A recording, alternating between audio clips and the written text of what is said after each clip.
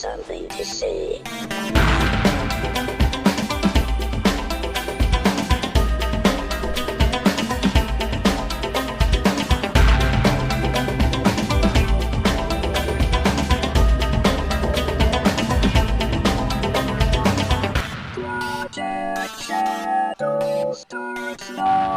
Hello everybody, and how y'all doing? My name is Charlie. You might know me better as sci-fi fantasy writer C.E. Dorset. And yeah, we're gonna have to talk about that Infinity War, well, not really Infinity War, Avengers trailer that came out on Friday, aren't we? Because, I kind of want to talk about it, and I almost feel like I have to talk about it because it gave me cold chills. It really excited me, and it did what the Captain Marvel trailer didn't.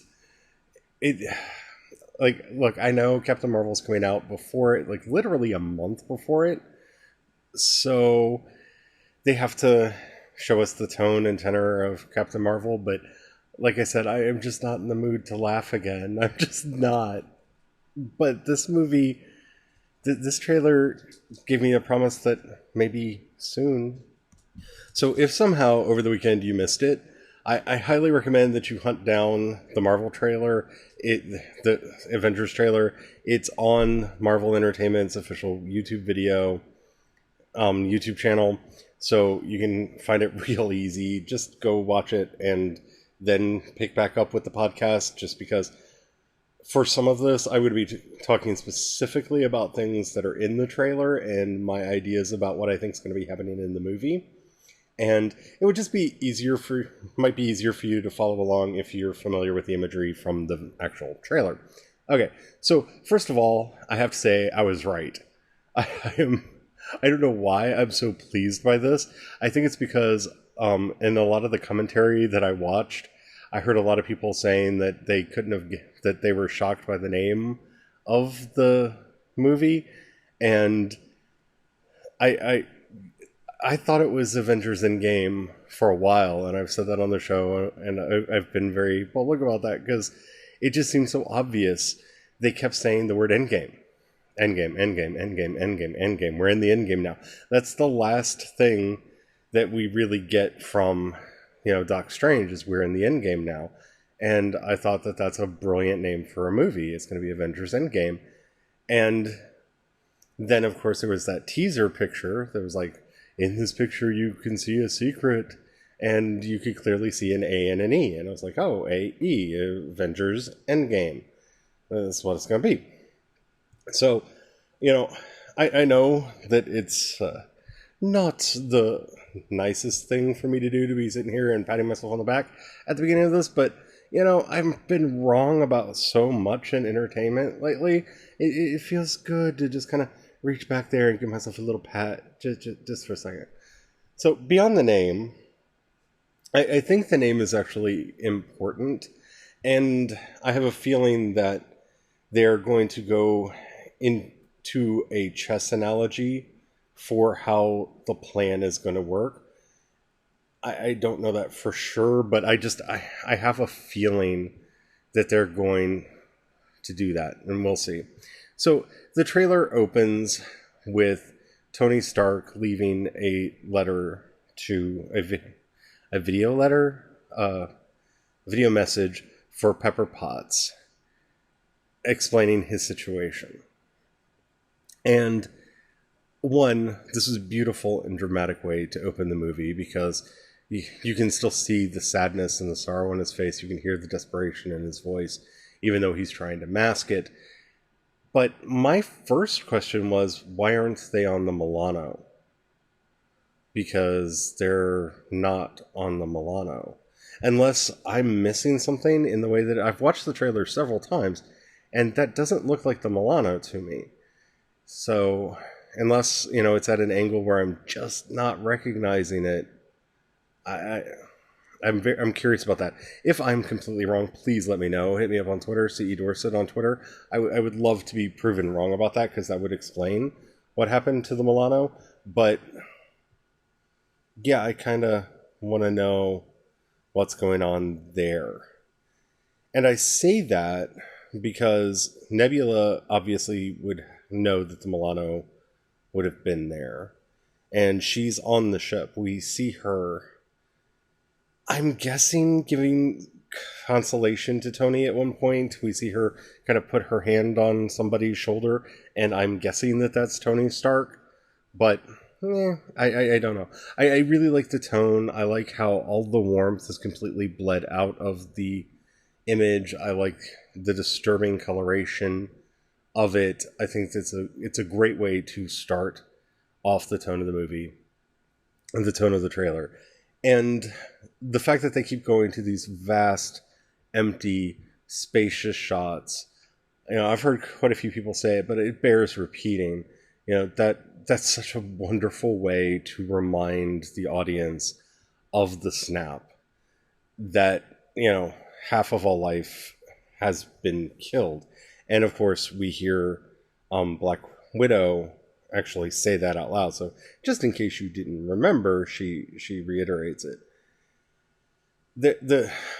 Oh man, just seeing Captain America cry, I mean, that hit me on so many levels that, he has to just cope with all I don't know.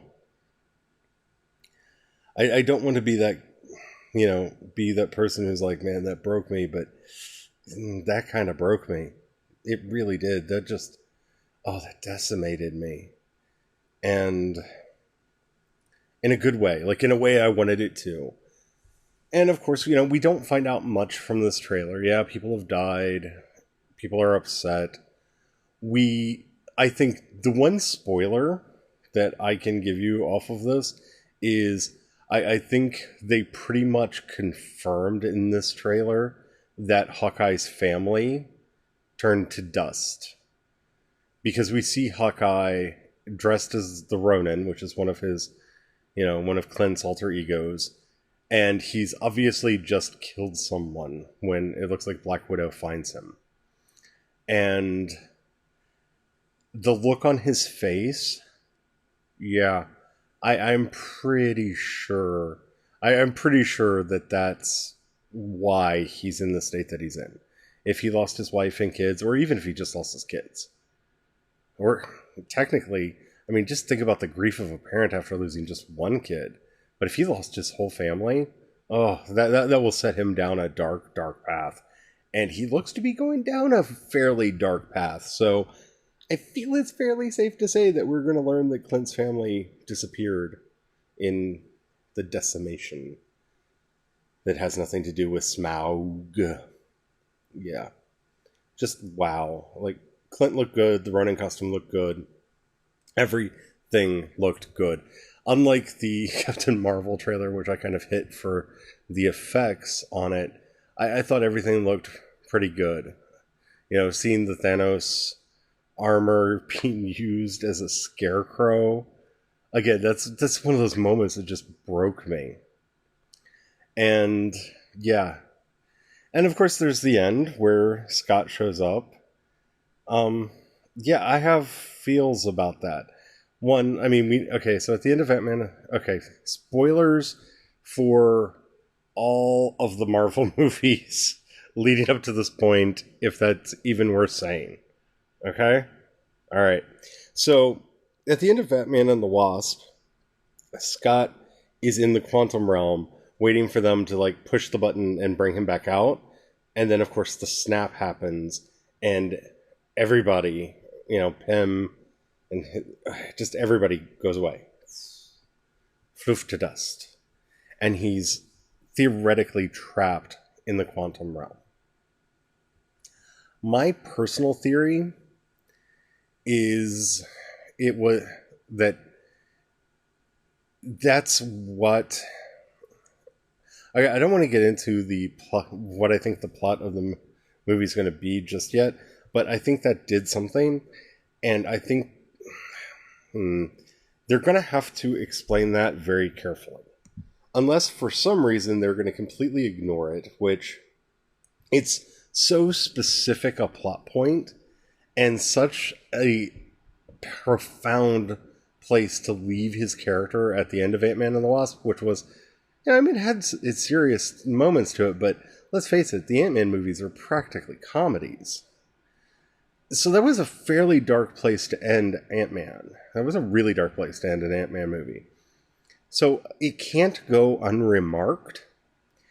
And they spend so much time, literally over 2 movies, establishing the quantum realm and the nature of the quantum realm and the dangers of the quantum realm, that this is one of the few times in an Avengers movie I think they might expect the viewer to have done their homework. Maybe. Because there's going to be an explainer, and basically at some point, because Banner's still there, Banner's going to give the, simple explanation so that everybody else understands what happened. I just hope that that's a moment that people that haven't been paying attention to the Ant-Man movies are okay with, especially if it turns out that I'm right and it's going to be integral to the plot. That's just kind of one of my concerns.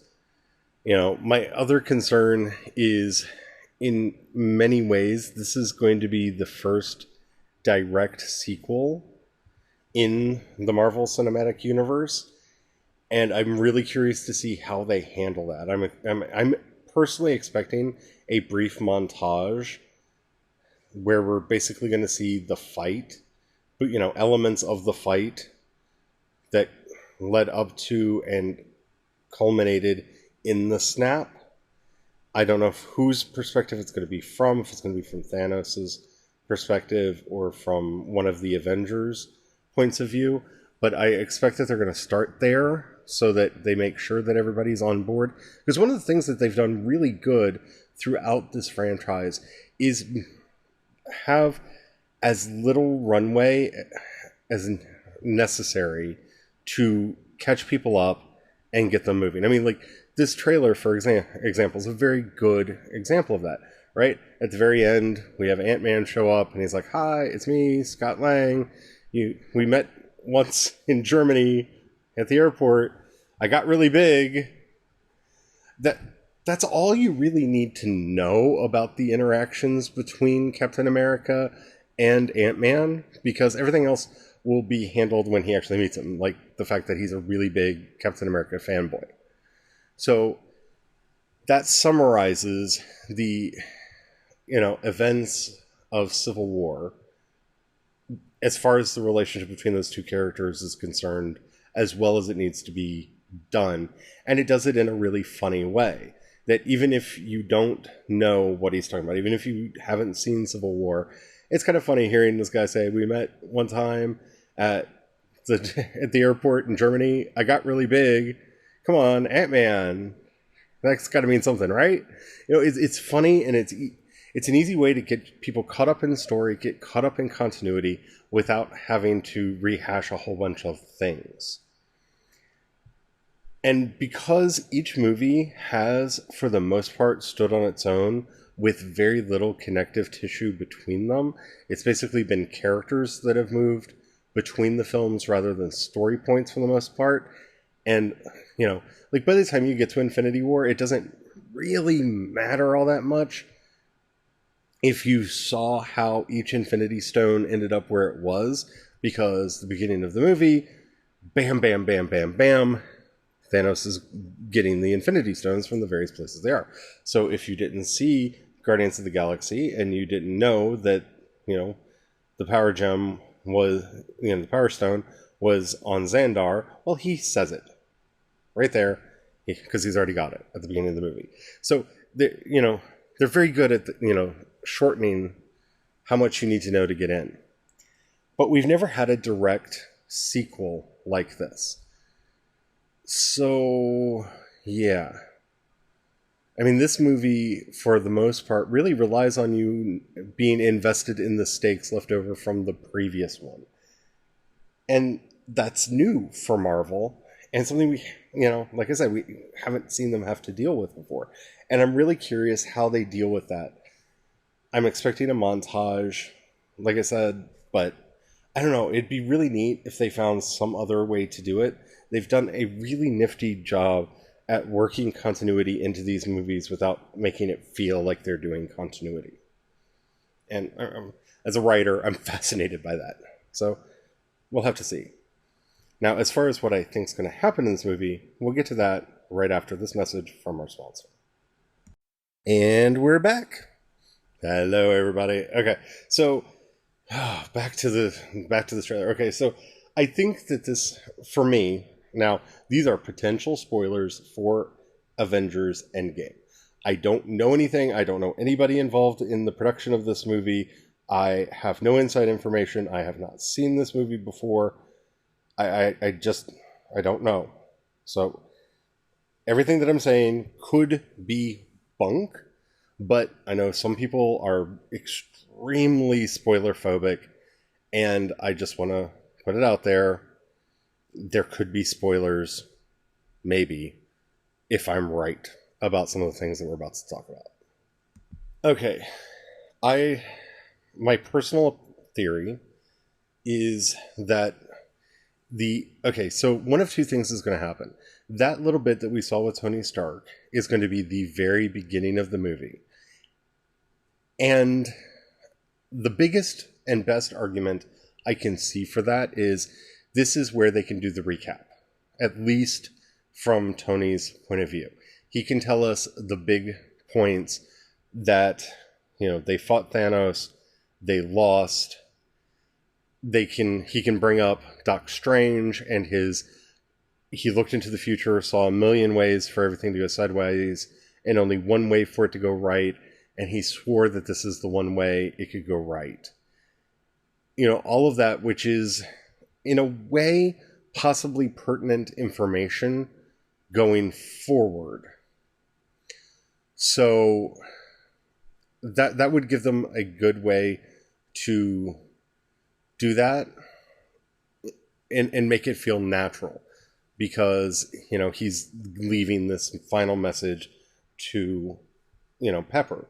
So we'll see if that's actually how they do it, but that would be one way for them to do a recap that would actually come from the characters, that would actually add some pathos and drama to the movie without it just being previously on the Avengers. I don't know for sure that that's how they're going to do it, because the other way to do it would be to have it in, like I said earlier, from flashbacks from the point of view of Captain America, who was actually there when the snap happened. I think that's, possible as well. Or they just do a montage leading into the movie, kind of a quick recap of how we got here. I don't know, but those are some of the things that I can see. One of the things that I am absolutely certain of, and I will be amazed if I'm wrong about this, Nebula and Tony are going to be saved by Captain Marvel. I don't know when she's going to be introduced in the story, if it's going to be early or mid-ground, but she will have received the message that was sent out at the end of Infinity War and will be on her way to Earth, presuming that Tony has at least set course for Earth. Now, if they want to throw a real wrench into that, I think the funniest thing they could do to save them is actually have Sylvester Stallone's Ravagers find them. And because of something Nebula does or says, then they take them to Earth because, I don't know, Yandu or something. I think that could be very funny and a way to lighten the mood in a movie that has a potential of being overly serious. I doubt they're going to do that, but that is not outside the realm of possibility for me as to something that could happen in this film. Just saying. Okay, so having said that, what do I think they are going to... What else is going to happen in this movie? I'm curious if we get to meet Doc Samson in this. I doubt it. I don't feel like they're going to introduce a lot of new characters. I think they're going to try to stick to the core group of characters that they've already established, and especially the original Avengers set, so that they can give them a proper send-off since a lot of their contracts are ending. But having said that, they have to do something about Hulk problem. And Samson is usually the character in the comics that's the go-to for that. And they may not actually introduce him as a superhero. They may just introduce him as a psychiatrist so that Banner can get over his Hulk problems. But, they're going to have to do something. Something's going to have to come in and fill the void there, because I don't know, there'd be too much cognitive dissonance in my own head if, the Hulk won't come out for all of Infinity War and then suddenly is good to go in Endgame. They're going to have to address that in one way or another.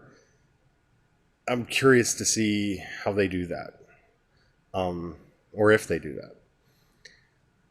Ronan, I think, is going to be an interesting character. Who is he killing in that scene? Who do we see Clint kill? One of my favorite theories that I've heard already is it's the old lady from the bus from the Captain Marvel trailer. I think that's funny and probably not true, but it may be a Skrull. I doubt that it's going to be a Skrull. It might be, because they may be using this film also to set up what's going to happen after, Endgame. But that seems almost too specific of a threat that, basically my theory is that Black Widow is going to find him while he's out on the town doing something else, and they're not really going to address what he was doing prior to that. We're probably going to get an action sequence debuting him as Ronan, and then, Black Widow shows up, and then off to join the team. I may be wrong about that, but I don't think that we're going to get a lot of backstory on that, mainly because there's a rumor that there's going to be a Hawkeye series on the Disney Plus streaming service. And if so, they're going to want to leave as much mystery around Clint and his character as possible so that people want to watch that show if it does happen. So I think that the likelihood of a Hawkeye show happening is, at this point, almost directly proportional to how much backstory and explanation we get for Clint's actions in Endgame. The more they tell us about what he's doing, the less likely it is we're going to get that spin-off show about Hawkeye. Personal opinion, but yeah. Thanos. Yeah, we get to see Thanos actually gardening. That scarecrow made out of his armor, just, that gets me. But I think that he's going to be a lot more a part of this movie than a lot of people expect. And I think the way that's going to work is he's going to keep having visions of Gamora. Maybe still as a child, maybe as an adult, but I think that he's going to keep having visions of her, and it's going to wear on his mind. As far as how do I think that they're going to fix it? To me, I feel like this is the wrong answer, which is why I'm willing to go on a limb and say it now, because I really hope it's not this obvious. But personal theory... Okay, so we see Steve looking at his pocket watch, looking at the picture of Agent Carter, Peggy, like he did before the plane crashed. And all of this began. Okay, so there are two options here, and one of which is that while in the quantum realm, something happened to Ant-Man and he ends up getting scattered across the space-time continuum. And that's how they're going to not have time travel for this movie. Because I don't think in the movie continuities, and that's the important thing there, they've established a method for time travel other than the time gem. And since Thanos has the time gem, if time travel were involved in the story, they would have to get that from him, and hijinks would ensue.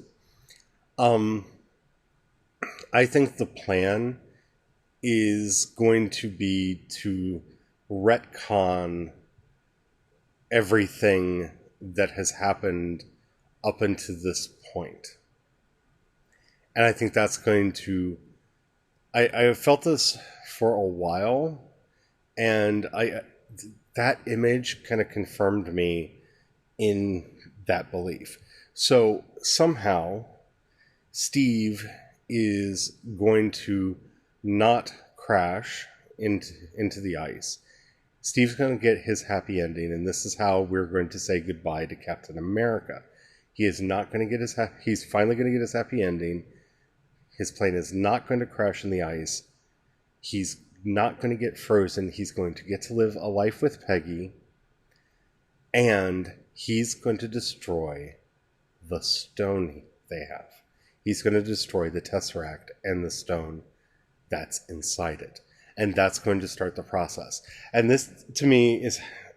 Ever since I watched Infinity War, I've been convinced that the way we're going to undo everything that happened is we're going to see one by one the actions, the gems retroactively destroyed, so the gauntlet cannot be put together, so the snap cannot happen.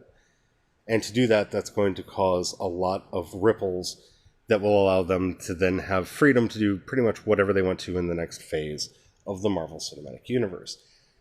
I think after the end, I always expected Captain America to die in one of these movies. I was expecting it in Civil War because he does die in the comic in Civil War. I was expecting him to be one of the people that disappeared in the snap. He did not disappear in the snap. Or I expected him to die prior to the snap so that he could not be retroactively brought back. Okay. So I think somehow they're going to prevent him from crashing. And in so doing, destroy the space gem. And that's going to start the process of unraveling everything that happens. I think we're then going to go through the various movies that have preceded this and see them play out differently. Because he was not frozen, he would not be Captain America during the fight with Loki. Because presumably at this point, Thanos would not know that the Tesseract had been destroyed. And he would still be looking for it. He would have been able to trace it to Earth. He would be looking for it there. So he still would have given Loki the mind gem and sent him to Earth to take over and find it. Okay. So, having said that, now, we would either have a fight that would take place without Captain America, which, when you think about it, would make some sort of sense because Captain America is integral to the plot, right? Is not integral to the plot. It's Tony Stark and the Hulk who defeat Loki. Captain America basically helps on ground crew and cleanup. But this is where we could see either the Falcon as Captain America or we could see Bucky as Captain America. Because one of the things that he would know in this retconning is that Bucky had been captured by Hydra and was going to be turned into the Winter Soldier. So the actions to save the Winter Soldier could have been set into motion much earlier, and Bucky could have somehow been freed and end up in the Captain America costume later. Not saying that that's what's going to happen, but one of those two things could happen. And then one by one, we're going to go through the films and see things get undone. But in so doing, because of the ripple effects of each movie changing how it took place, see what I'm saying? Everything's going to unwind in a completely different way. This lets them prevent the snap from happening because Thanos will never be able to get the Infinity Stones together. Because remember, each Infinity Stone arrived of its own accord and its own plot with its own things, with the exception of the Power Stone, which was basically because the Ravagers were hired to pick it up by Thanos. So, that's the only exception to the rule there. But all of the other ones did kind of show up of their own accord and for their own reason. Well, that one and the Soul Gem. But of course, if he has no chance of getting the other ones, would he still kidnap Gamora? Would he still kill her? Would he go through any of that? Probably not. I don't know if that would make the most satisfying movie, or if that's what they're going to do. But I felt since I saw Infinity War, and from some of the set leaks that have come out and everything, that's how this movie's going to end up. And there was something about seeing Steve Rogers looking at that picture of Peggy Carter that one way or another, even if they don't go through all of the movies in the method that I just laid out, one way or another, Steve's going to get to go back and have his life with Peggy. That's going to be Steve's happy ending, and how he can leave the series without having to die. Tony and Pepper are finally going to get married, and they're going to go off, and she is definitely not going to let him Iron Man around anymore, and that's where he's going to go, and so on and so forth. And we'll see how that happens. And of course, Thor now has to be king of Asgard. So that's where Thor goes, and on and on and on. I don't know. Those are just my theories. I'd love to know what you think. If you have any idea what's going to happen in this movie and you want to opine, if you go to anchor.fm and download the app, follow me on there, Project Shadow, and there will be a little button that says voice message. You click that, you can leave me a 1-minute message. It can be a question, a comment, or a subject that you'd like me to talk about, and there you go. You can also hit me up on Twitter. I'm CE Dorset on Twitter. You can also hit me up on Facebook and Instagram, and get links to all of that at projectshadow.com. If you have a couple bucks you could throw my way, you can either, depending on the app that you're listening to me on, click the button in the app that says support, or in the show notes, there'll be a link that says support on Anchor. If you click that, you can donate at the $1, $5, $10 a month levels. It really helps me out a lot to keep this content coming for you guys. Or you can go to patreon.com/CEDorset and support everything that I do over there. If you don't have the money, that's fine. I understand that. I trust me. I know what it's like to work in tight budgets. That's called my life up until now. If you can like either this episode or this podcast, please do that. That really does help me spread the word. It tells the algorithms that other people should listen to me. And, share. Let other people know that we exist. That helps out a lot. So that's my theories about Avengers Endgame. I'd love to know what yours are. So let me know online. Until next time, it's been fun talking. Don't forget, have the fun. And I'll talk to you when I talk to you. Bye.